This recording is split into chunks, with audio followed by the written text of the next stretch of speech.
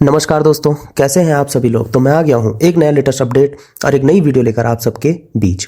तो दोस्तों, कल्पना कीजिए कि आने वाले समय में भारत की पहचान सिर्फ आईटी या स्पेस मिशन तक सीमित ना रहकर परमाणु ऊर्जा, एडवांस रिसर्च और ग्लोबल साइंटिफिक लीडरशिप में भी बन जाए।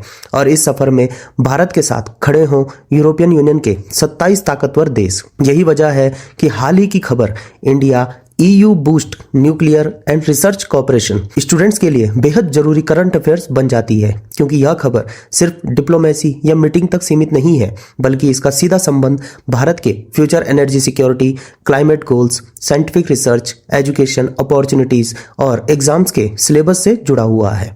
सबसे पहले यह समझना जरूरी है कि इंडिया EU न्यूक्लियर कॉपरेशन का मतलब न्यूक्लियर वेपन्स बिल्कुल नहीं है, बल्कि पीसफुल न्यूक्लियर एनर्जी और साइंटिफिक रिसर्च से है। यानी परमाणु ऊर्जा का ऐसा उपयोग जिससे बिजली बने, पॉल्यूशन कम हो, क्लाइमेट चेंज से निपटा जा सके और मेडिकल व इंडस्ट्रियल रिसर्च को बढ़ावा मिले। भारत और यूरोपियन यूनियन के बीच यह फैसला इंडिया EU समिट के दौरान लिया गया, जहां दोनों पक्षों ने अपने रिश्तों को सिर्फ ट्रेड और डिप्लोमेसी तक सीमित न रखते हुए कॉम्प्रिहेंसिव स्ट्रेटेजिक पार्टनरशिप के तहत nuclear science, radiation safety, advance materials, fusion energy और हाई एंड रिसर्च जैसे क्षेत्रों में सहयोग बढ़ाने की सहमति जताई है। यहाँ स्टूडेंट्स को यह ध्यान रखना चाहिए कि EU यानी यूरोपियन यूनियन दुनिया की सबसे बड़ी रिसर्च फंडिंग बॉडीज में से एक है और इसके पास हॉरिजन यूरोप जैसे मेगा रिसर्च प्रोग्राम्स हैं, जबकि भारत के पास युवा वैज्ञानिकों की बड़ी ताकत, ग्रोइंग R&D इकोसिस्टम और कॉस्ट इफेक्टिव इनोवेशन क्षमता है। जब ये दोनों ताकतें मिलती हैं तो नॉलेज शेयरिंग और टेक्नोलॉजी डेवलपमेंट का ऐसा मॉडल बनता है जो आने वाले दशकों तक असर डालता है। इस सहयोग की नींव पहले से मौजूद यूरोटॉम एग्रीमेंट में है, जो 2020 में भारत और यूरोपियन एटॉमिक एनर्जी कम्युनिटी के बीच हुआ था और अब उसी एग्रीमेंट को और मजबूत करके प्रैक्टिकल रूप में लागू किया जा रहा है, जिससे nuclear safety standards, radiation protection और जॉइंट साइंटिफिक प्रोजेक्ट्स को नई दिशा मिले। अब सवाल उठता है कि न्यूक्लियर एनर्जी पर इतना जोर क्यों दिया जा रहा है। तो इसका जवाब आज की ग्लोबल सिचुएशन में छिपा है। दुनिया एनर्जी क्राइसिस, क्लाइमेट चेंज और फॉसिल फ्यूल्स की सीमाओं से जूझ रही है। कोल और ऑयल पोल्यूशन बढ़ाते हैं। रिन्यूएबल एनर्जी जैसे सोलर और विंड सस्टेनेबल तो है, लेकिन 24/7 रिलायबल नहीं।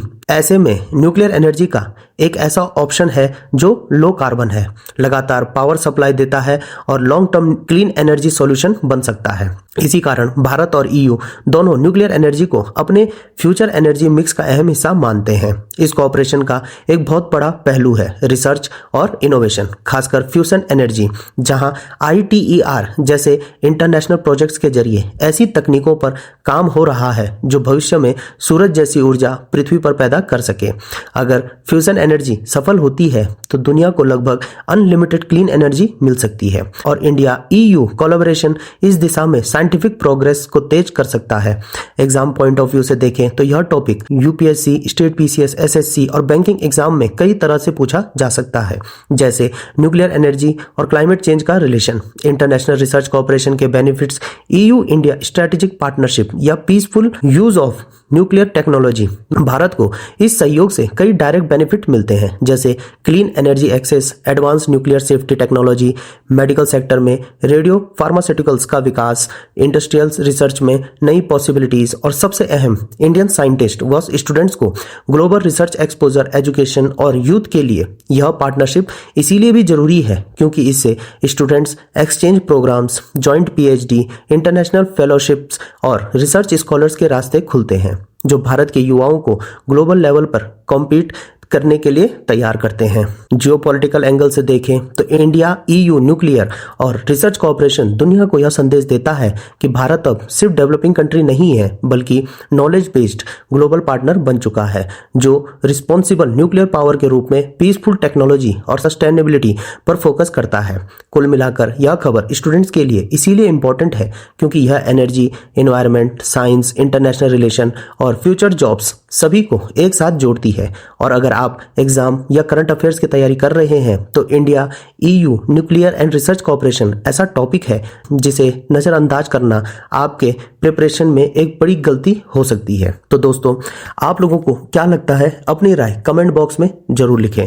तो दोस्तों, आज के लिए इतना ही। मिलता हूं मैं दोबारा एक नए लेटेस्ट अपडेट और एक नई वीडियो के साथ। तब तक जुड़े रहिए। धन्यवाद। जय हिंद, जय भारत।